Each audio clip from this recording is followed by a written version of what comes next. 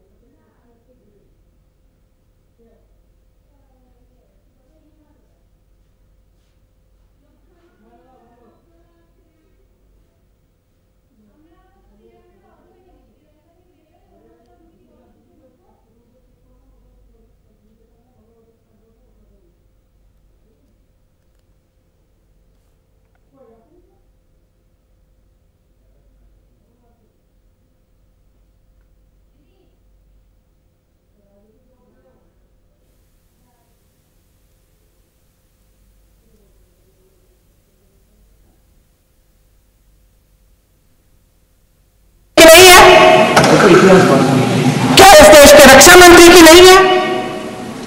क्या एनएसए की नहीं है? अध्यक्ष महोदय, पहलगाम हमले से सिर्फ 2 हफ्ते पहले हमारे गृह मंत्री महोदय जी कश्मीर गए थे। किस लिए गए थे? जो सुरक्षा की व्यवस्था है इसको देखने के लिए गए थे, इसको रिव्यू करने के लिए गए थे और उन्होंने वहां कहा कि आतंकवाद पर विजय प्राप्त हुई है। ये 2 हफ्ते पहले है।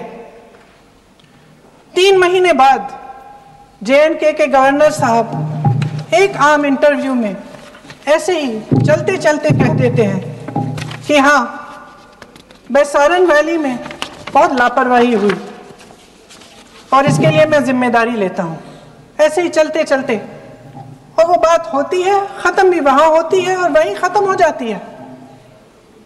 उनसे जिम्मेदारी ली भी नहीं जाती, कोई सवाल नहीं उठाता, कोई जवाब नहीं देता।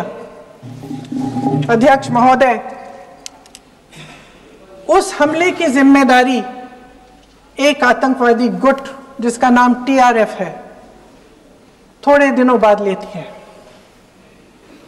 कौन है ये टीआरएफ? 2019 में ये गुट बना। 2020 में इसने कश्मीर में आतंकवाद का काम शुरू कर दिया और 2020 अप्रैल 2020 से लेकर 22 अप्रैल 2025 तक इन्होंने 25 आतंकवादी हमले किए। गृह मंत्री महोदय ने जब यूपीए सरकार के समय के आतंकवादी हमले गिने तो लगभग 25 गिनवाए थे अभी अपने भाषण में। इस गुट ने कश्मीर में 25 हमले 2020 और 2025 के अंदर एक पूरी लिस्ट है इन हमलों की। मेरे पास इतना समय नहीं है इसलिए मैं एक एक को नहीं पढ़ना चाहती, लेकिन मैं इतना कहूंगी कि इनमें रियासी का हमला भी था 2024 का, जिसमें 9 लोग मारे गए और 41 लोग घायल हुए। कुल मिलाकर 2020 से लेकर 22 अप्रैल 2025 तक टीआरएफ ने 41 सेना और सुरक्षा कर्मियों की हत्या की, 27 सिविलियन की हत्या की और 54 लोगों को घायल किया था। भारत सरकार ने टीआरएफ को आतंकवादी संगठन का दर्जा कब दिया? 2020 में दिया, 2021 में दिया, 2022 में दिया, 2023 में दिया। 3 साल बाद, 3 सालों के लिए ये आतंकवादी गतिविधियां कर रहे हैं और आप इनको आतंकवादी संगठन तब कहते हैं 2023 में।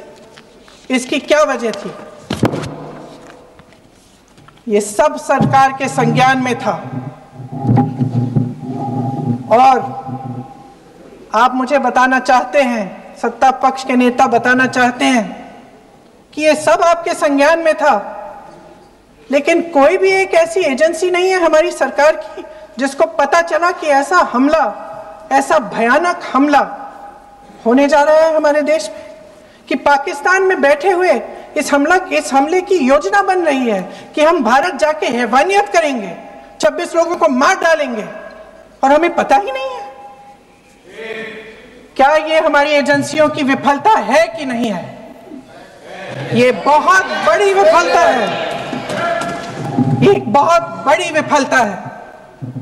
जानते थे कि ये गुट है, जानते थे कि 5 सालों से ये आतंकवादी हमले कर रहा है, अध्यापकों को मारा, आर्मी के बड़े बड़े अफसरों को मारा, आम जनता को मार डाला, पुलिस वालों को मार डाला, और आप इन पे निगरानी नहीं रख रहे थे। और ये जो एजेंसियां हैं, इनकी जिम्मेदारी कौन लेगा? क्या आईबी चीफ ने अपना इस्तीफा दिया? क्या किसी ने इस्तीफा दिया? गृह मंत्री जी के कार्य क्षेत्र में आता है इंटेलिजेंस ब्यूरो। क्या गृह मंत्री जी ने इस्तीफा दिया? इस्तीफा छोड़िए, जिम्मेदारी ली।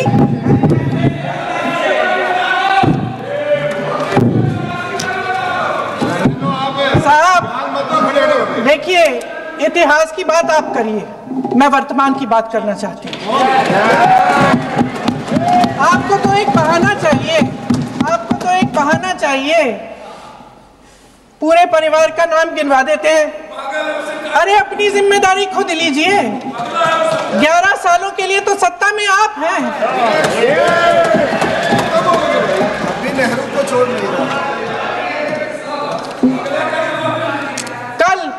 कल माननीय गौरव गोगोई जी ने अपने भाषण में पूछा गृह मंत्री जी से, क्या आपकी जिम्मेदारी नहीं थी? मैं देख रही थी। राजनाथ जी, रक्षा मंत्री जी यूं अपना सर हिला रहे थे, कुछ बोले नहीं। अंदर से ये महसूस हुआ होगा कि यहाँ कुछ जिम्मेदारी थी, लेकिन माननीय गृह मंत्री महोदय जी हंस रहे थे, वे हंस रहे थे।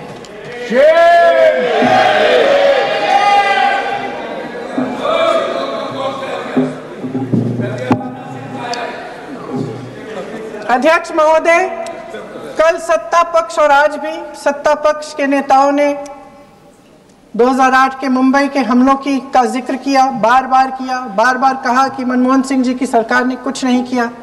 ये तो जानकारी होगी ना कि उसी समय जब वो आतंकवादी हमला चल रहा था, तभी उन आतंकवादियों को मार डाला था, एक बचा था और उसको भी फांसी दे दी थी 2012 में। महाराष्ट्र के मुख्यमंत्री ने इस्तीफा दिया। देश के गृह मंत्री ने जिम्मेदारी लेकर इस्तीफा दिया। एक जवाबदेही थी पब्लिक के प्रति, एक जवाबदेही थी इस देश की जनता के प्रति, इस देश की धरती के प्रति।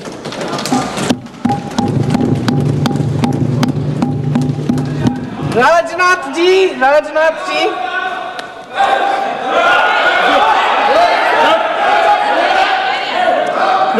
जी तो पुलवामा, उरी और पठानकोट के समय गृह मंत्री रहे थे।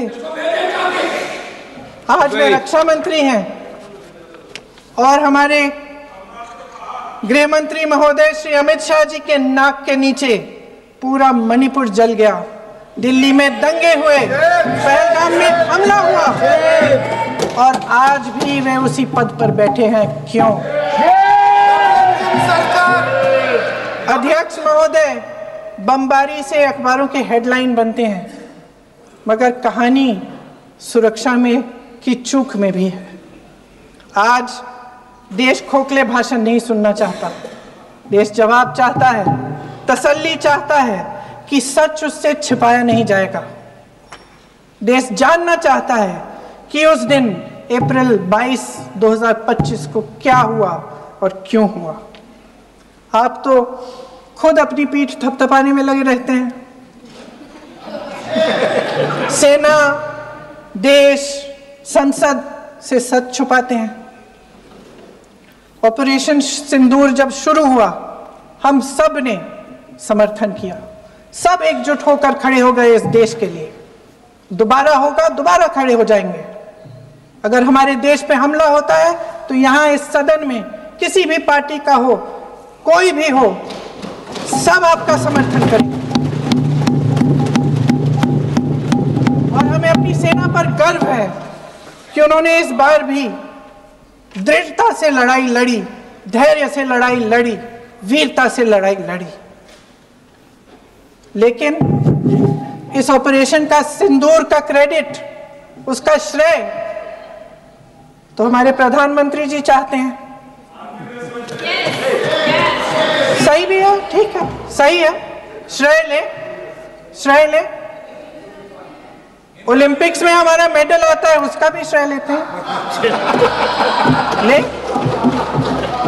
लेकिन सिर्फ श्रेय लेने से नहीं होता नेतृत्व, जिम्मेदारी भी लेनी पड़ती है।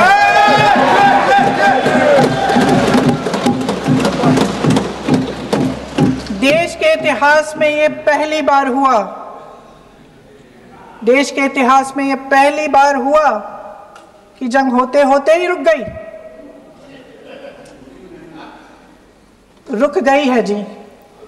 और इस रुकावट का ऐलान हमारी सरकार, हमारी सेना नहीं करती, अमेरिका के प्रेसिडेंट करते हैं, अमेरिका के राष्ट्रपति करते हैं। ये हमारे प्रधानमंत्री महोदय की गैर जिम्मेदारी का सबसे बड़ा प्रतीक है। आज गृह मंत्री जी ने इस बात पर उल्लेख किया। उन्होंने कहा, उनके शब्दों में उन्होंने कहा कि पाकिस्तान के पास शरण में आने के बजाय कोई चारा ही नहीं था। आपने शरण दिया क्यों? वो आते हैं आपके देश के अंदर, लोगों को मार डालते हैं और आप उनको शरण दे रहे हैं। क्यों दिया शरण? इसका जवाब क्यों नहीं दिया है एक भी भाषण में? जैसे ये बात उठी, शरण की बात की, हमारे गृह मंत्री जी ने इतिहास में चले गए। नेहरू ने क्या किया, इंदिरा गांधी ने क्या किया, यहां तक कि मेरी मां के आंसुओं तक चले गए। लेकिन इस सवाल का जवाब नहीं दिया कि ये सीज फायर हुआ क्यों, ये जंग रुका क्यों, और तब क्यों रुका जब दुश्मन के पास कोई चारा नहीं था हमारे श्रेय में आने के बजाय। क्यों रुका ये जंग? इसका जवाब नहीं दिया। धन्यवाद, आप देंगे?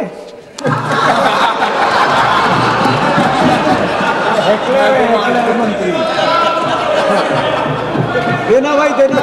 आपको टाइम मिलेगा तो, टाइम नहीं मिलेगा आपको शायद। वैसे महोदय, मेरी माँ की आंसू की बात किए,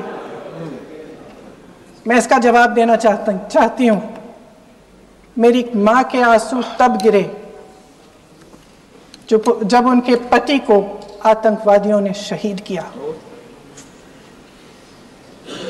जब वे मात्र 44 साल की थी। और आज अगर मैं इस सदन में खड़ी हूं और उन 26 लोगों की बात कर रही हूं, मैं इसलिए कर रही हूं क्योंकि मैं उनका दर्द जानती हूं, महसूस करती हूं।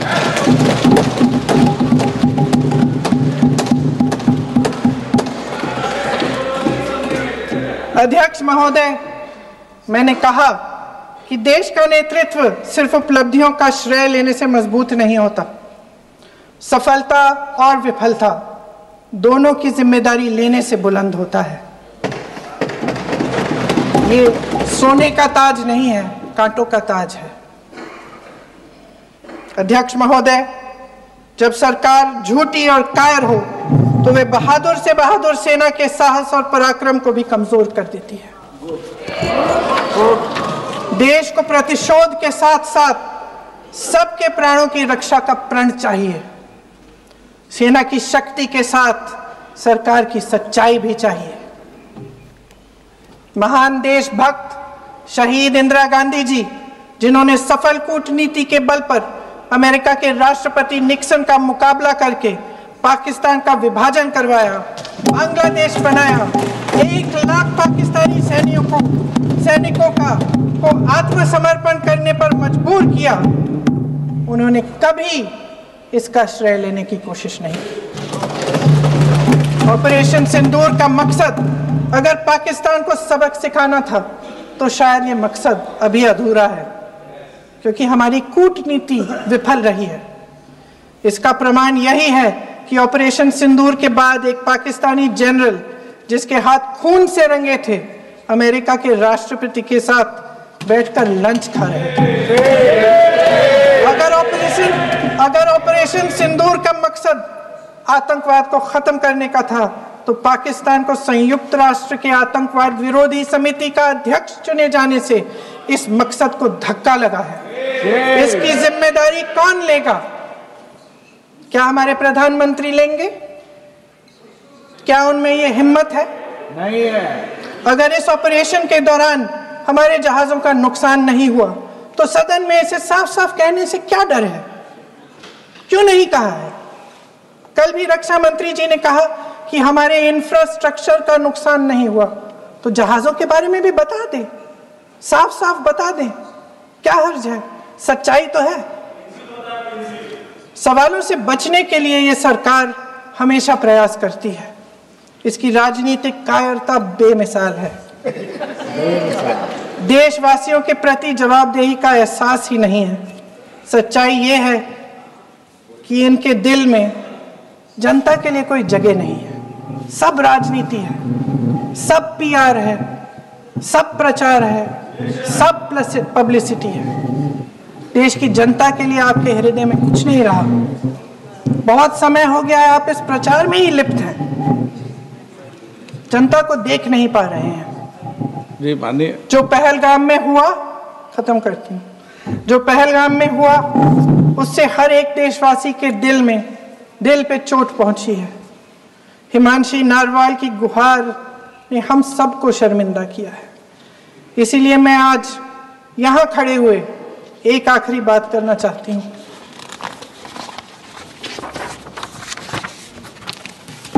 इस सदन में लगभग सभी के पास सुरक्षा है, सुरक्षा की व्यवस्था है।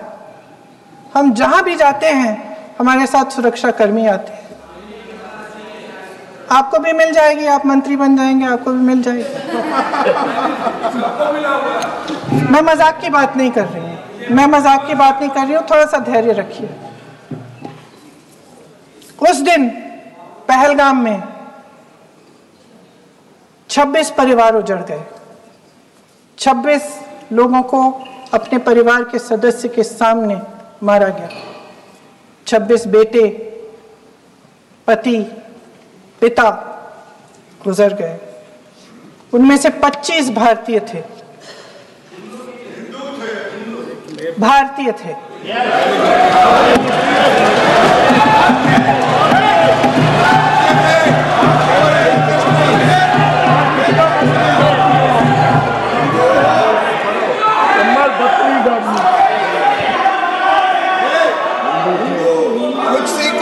जितने भी लोग बैसारन वैली में थे और जो 25 भारतीय मारे गए, उनके लिए कोई सुरक्षा नहीं थी, कोई सुरक्षा नहीं थी।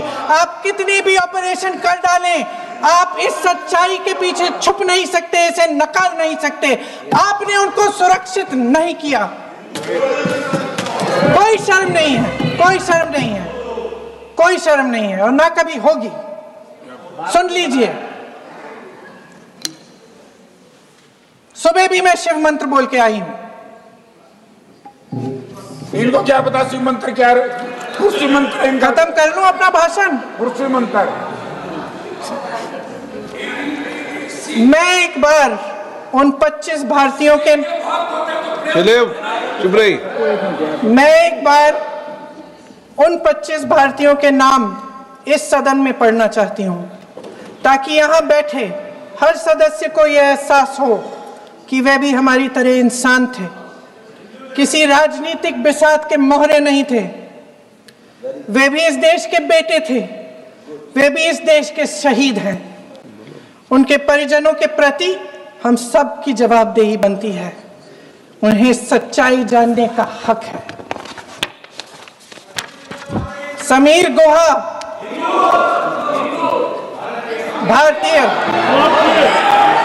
सुमन अधिकारी, मनीष रंजन, हेमंत सुहास जोशी, विनय नारवाल, सुशील नथनियल, अतुल श्रीकांत मोने, सैयद आदिल हुसैन शाह, नीरज एन रामचंद्रन, संजय लक्ष्मण लेले, माननीय प्लीज, दिनेश अग्रवाल, दिलीप दिल से, प्रसाद Kumar Satpathy, JS Chandramouli.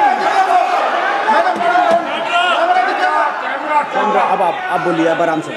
JS Chandramouli, Yatish Parmar, S Madhusudan Rao, सदस्य नारेबाजी का सदन नहीं है। शैलेश कलाटिया, ये तरीका ठीक नहीं है आपका। मंजुनाथ राव, कौस्तभ गनबोटे, शुभम द्विवेदी। जय हिंद।